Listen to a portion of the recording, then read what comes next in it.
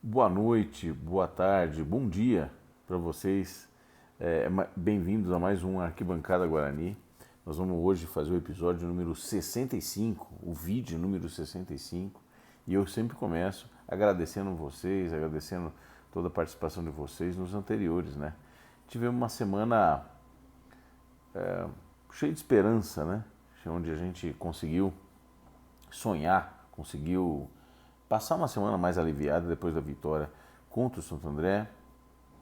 Noite essa de uma razoável partida, a gente falou bastante disso, quer dizer, ouvimos bastante opinião ao longo da semana. Ficou claro que nós não fizemos uma partida brilhante contra o Santo André, mas ao mesmo tempo foi um resultado muito importante, né?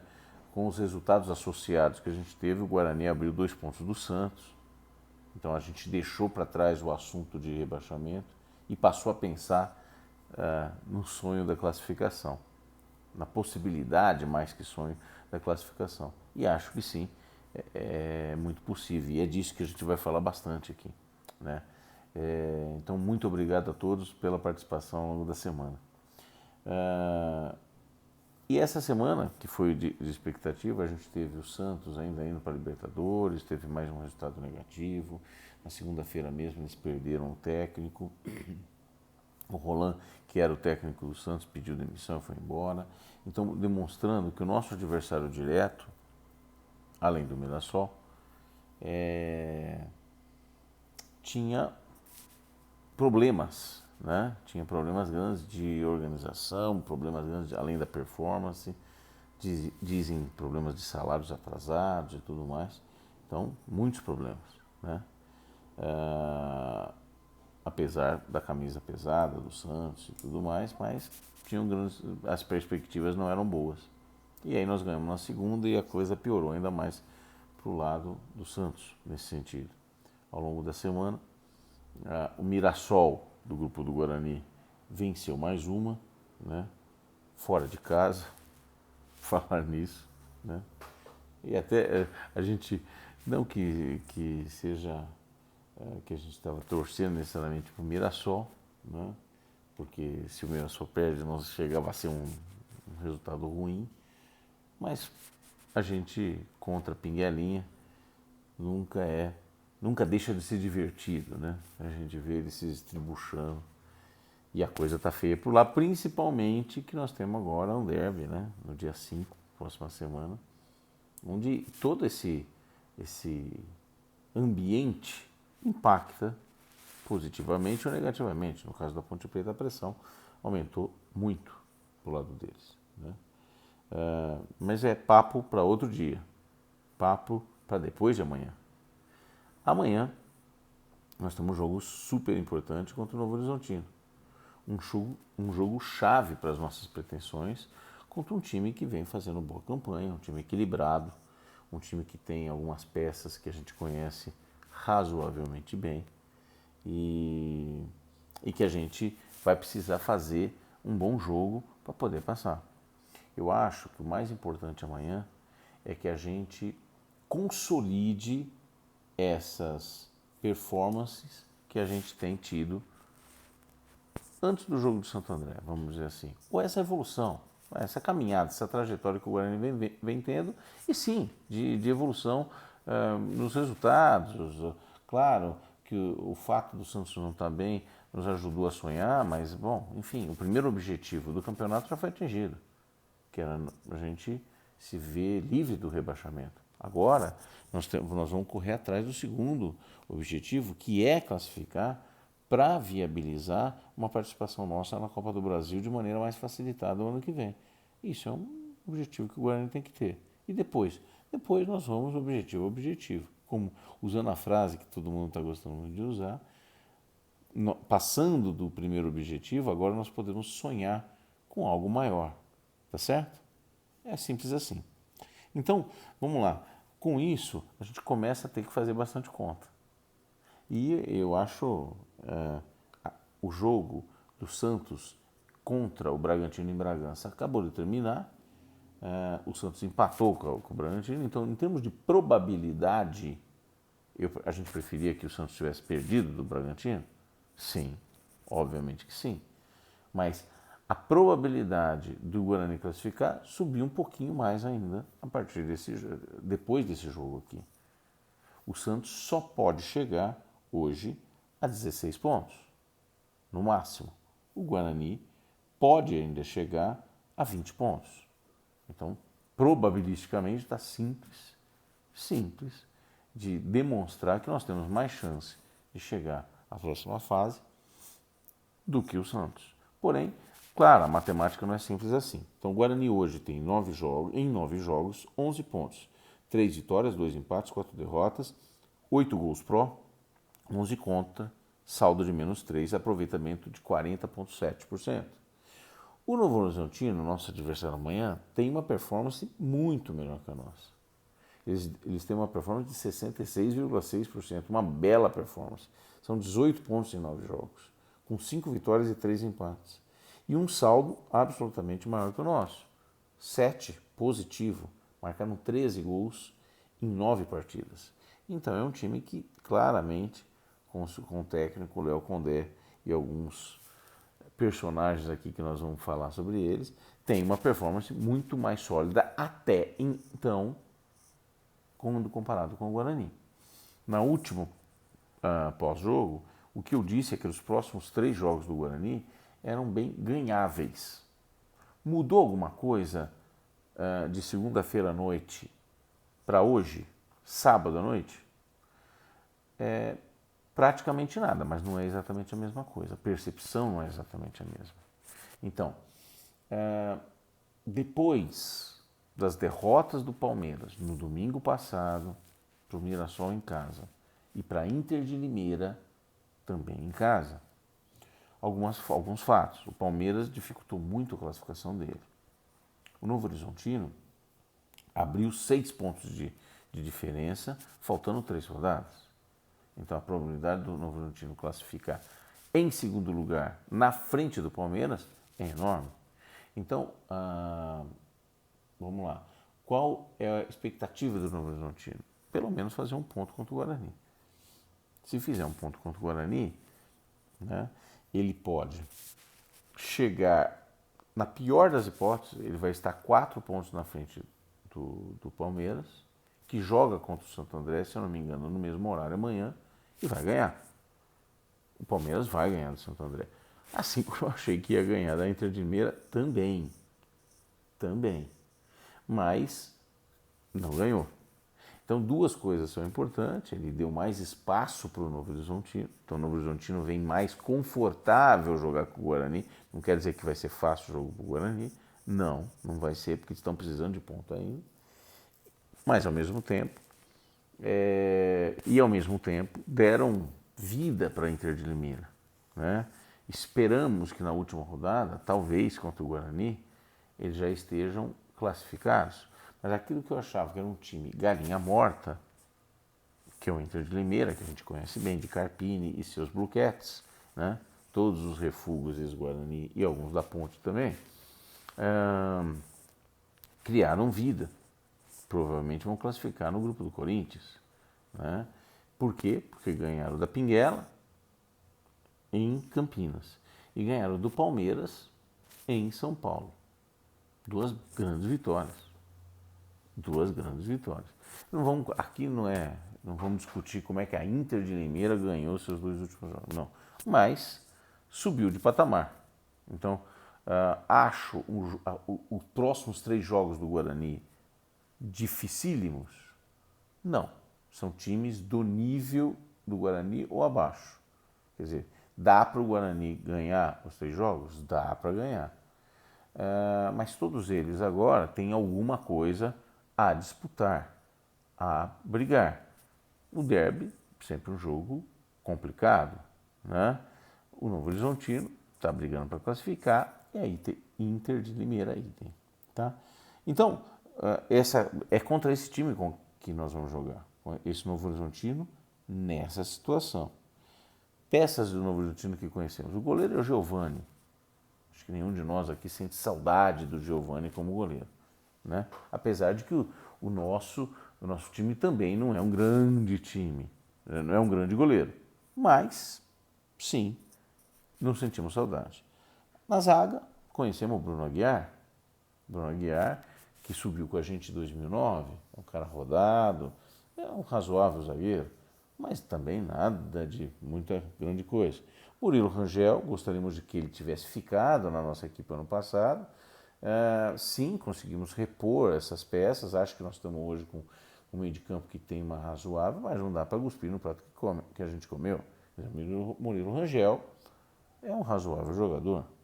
Na frente eles têm um centroavante que nós não temos, né? O Gênison, tá certo? Além do técnico Léo Condé, que também nós sondamos, pelo menos era um nome falado para vir para o Guarani, e acabou não vindo. O Gênison é um bom centroavante que teve com o AAL no Cuiabá e que poderia até vir para a gente para a Série B, por que não? Centroavante fazedor de gol, que faz uma certa quantidade de gol, tem uma boa performance. Está lá na ponta, assim como o Mezenga da Ferroviária. Bom, é contra esse time que nós vamos jogar. Então, esse time que tem peças que conhecemos, que vem fazendo uma bela campanha, um bom aproveitamento e que tem todo o interesse ainda pelo jogo, porque ainda não está classificado e está sendo perseguido pelo Palmeiras, sim, com uma bela distância. Tá certo? Mas eles vão vir alertas e vão vir sim, na minha opinião, o empate não é nada mau resultado para eles. Ok? Não estou dizendo que eles vão jogar na tranca, mas é um bom resultado para eles. O Guarani, né? A avaliação do Guarani, no nosso caso, nós temos 3 jogos então: Novo Horizontino, Ponte e Inter de Limeira. O Santos só tem mais 2. Ele só tem o jogo fora de casa contra o Palmeiras no dia 6 e em casa contra o São Bento. Então, provavelmente, no mínimo, contra o São Bento eles vão ganhar. Tá certo? Então, eles chegam a 13 com certeza, na minha opinião. Ou com muita... A probabilidade é muito alta. Mas eles só vão jogar com o Palmeiras, tá certo? É possível que eles joguem com o Palmeiras já eliminados pelo Guarani. Vai depender de quem? Do Guarani. E nós vamos mostrar um pouco dessas possibilidades, tá certo? O Guarani joga no dia 2, amanhã, e no dia 5, o derby. Se o Guarani tiver 2 vitórias, está classificado.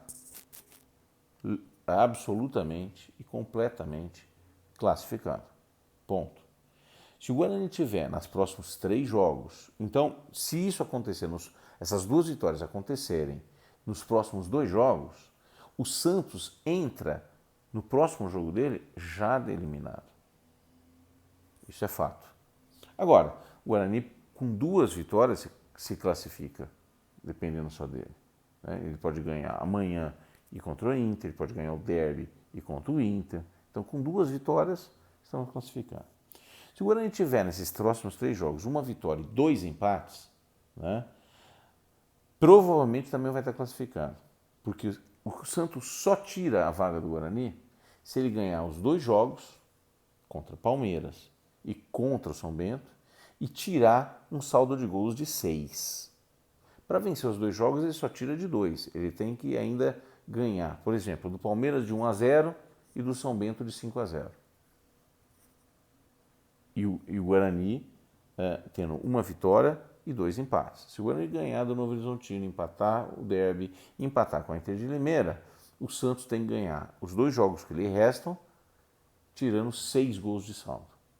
Essa é a matemática. Então, eu acho, mesmo que o Guarani ganhe 1 e empate 2, ou seja, faça 5 pontos nos próximos 3 jogos, eu acho que o Santos, nós já estamos classificados. Então, a gente classifica com 2 vitórias ou 1 vitória e 2 empates. Tá certo? 1 vitória e 1 empate. Se nós tivermos 1 vitória nos 3 jogos e 1 empate e 1 derrota, obviamente. Né? O Santos não pode vencer as 2. Se ele vencer 1 e empatar a outra, a gente classifica. Tá certo?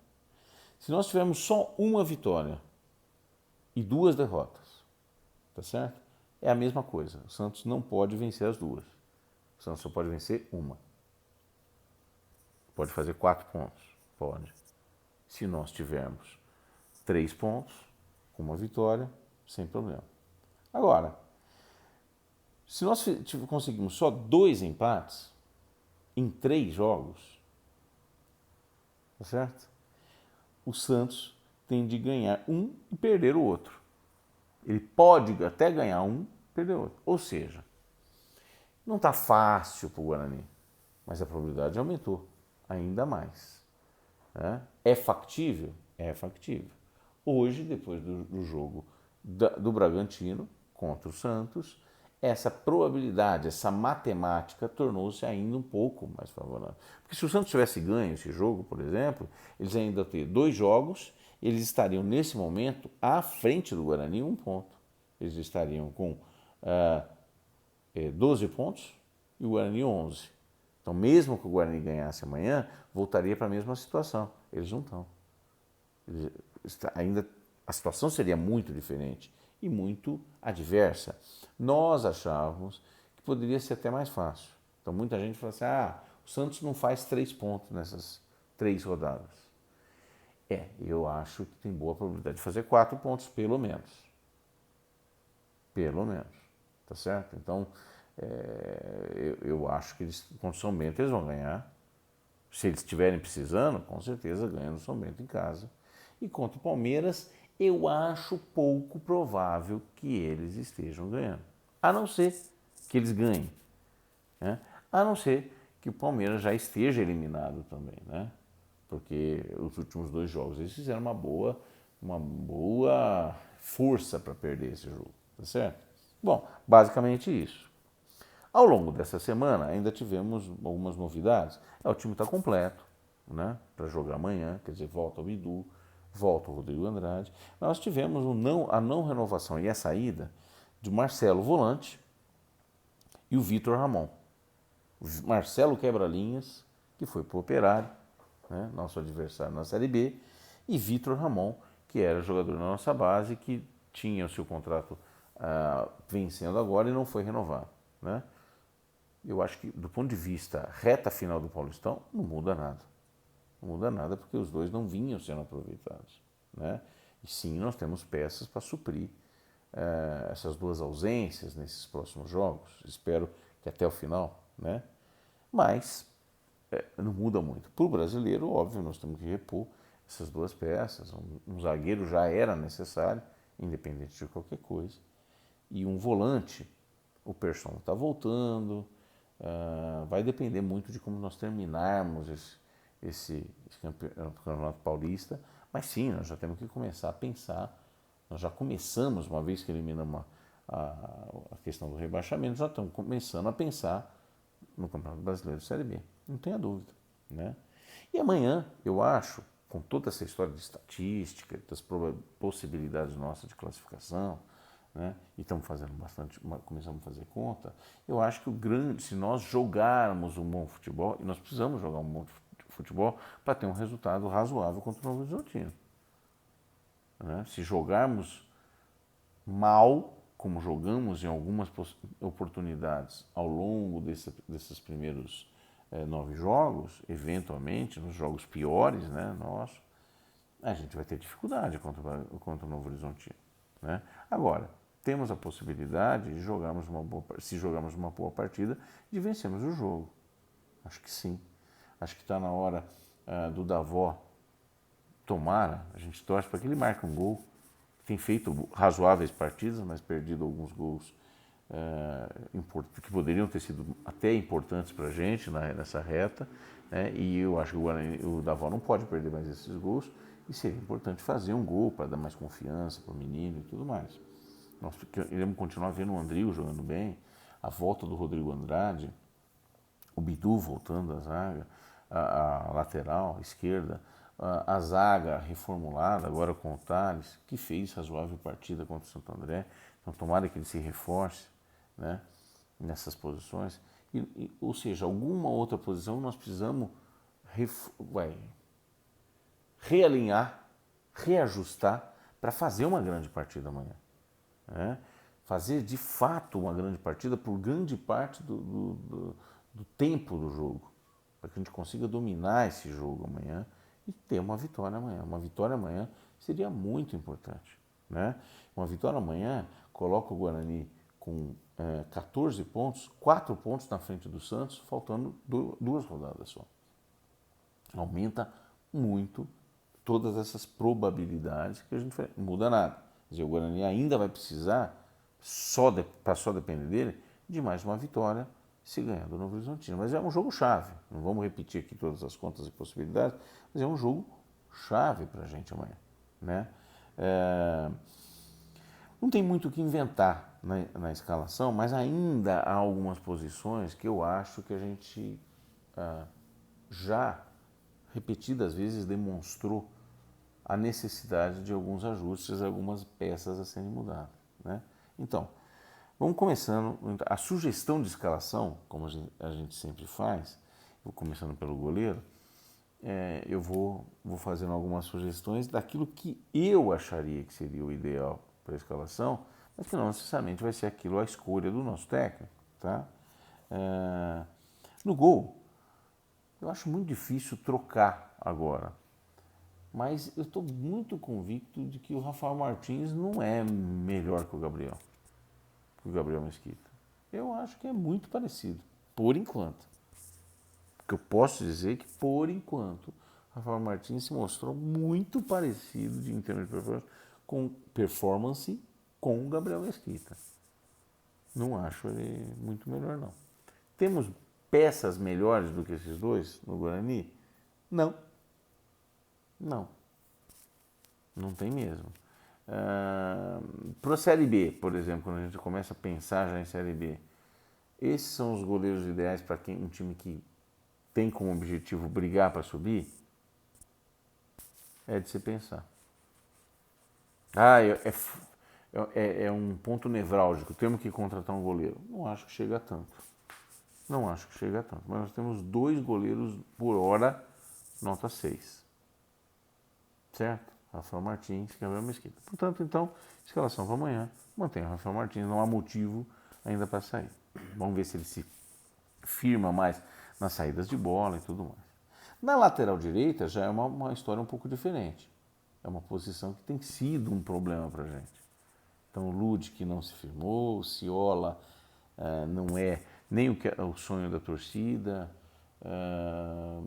e mesmo assim não tem confirmadamente feito grandes partidas. Né? De fato, não fez nenhuma partida que a gente fala assim, que enche os olhos, né, Rafael? O Ciola, Éder Ciola. E a gente já vem falando há algum tempo da possibilidade do Pablo entrar ali. Eu acho que é jogo para o Pablo entrar. Né? Então havia história de que o Pablo talvez tivesse conversado com o Alan Al, que talvez quisesse mais pela ponta direita, mais na frente, jogar mais avante, né? Como ele jogou na segunda metade do Campeonato Brasileiro da Série B do ano passado. Mas ele, por muito tempo, jogou como lateral direito e fez em alguns jogos um bom papel, principalmente dobrando com quem tivesse ali do lado direito. Quando ele foi à frente, também dobrou com o Cristóvão. Então, se esse cara tiver uma parceria ali pelo lado direito do campo, eu acho que pode ser bem interessante. E já vamos falar ideias de parceria para ele. Portanto, Pablo na lateral direita. Esse ajuste eu faria. No meu de zaga, em relação ao jogo anterior, não faria ajuste nenhum. Thales e Ayrton. Thales fez boa partida, Ayrton vem fazendo razoável partidas também seguidamente. Thales e Ayrton. Na lateral esquerda, volta Bidu. Apesar da excelente ou muito boa partida do Eliel. O Eliel não deixou, assim, nenhum momento eu me preocupei na lateral esquerda contra o Santo André. Foi muito bem. Bem na marcação, atento. Quando subiu razoável. O Bidu tem mais qualidade na subida, não tem dúvida. Mas eu achei que foi uma boa partida do Eliel. Mas o Bidu é o dono da posição, volta. Meio de campo. Bruno Silva tem feito boas partidas e tem o retorno do Rodrigo Andrade. Então, obviamente, Rodrigo Andrade volta, Bruno Silva. Então, como volante, primeiro e segundo volante, Bruno Silva, Rodrigo Andrade. Acho que vai dar boa qualidade na retaguarda do meio de campo, né? Ou na parte de trás do meio de campo. Depois, certo para mim, tem o Andrigo.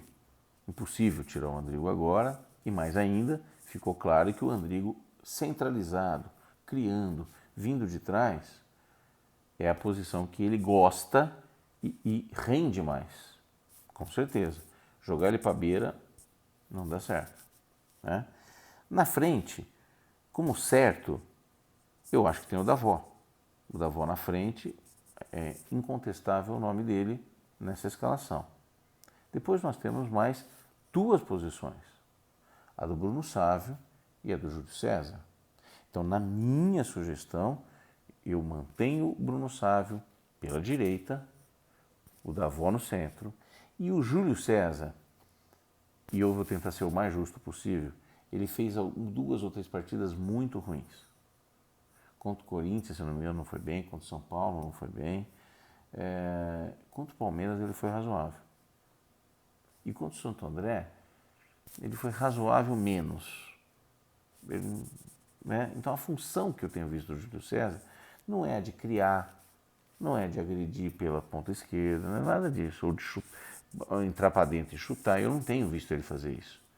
O que ele tem sido razoável, ele tem contribuído em fechar aquele setor, em marcar naquele setor, em compor aquele lado do campo. Então isso ele fez razoável, mesmo assim, em alguns jogos, não nos 2 últimos, mas principalmente nos jogos anteriores, perdendo muita bola, perdeu muita jogada ali. Então eu daria mais qualidade. E tem um cara, tem mais de um, no nosso banco, que tem qualidade para jogar, né? Que é o Regis. O Regis veio para jogar. Agora, o Regis é um cara que vem mais de trás.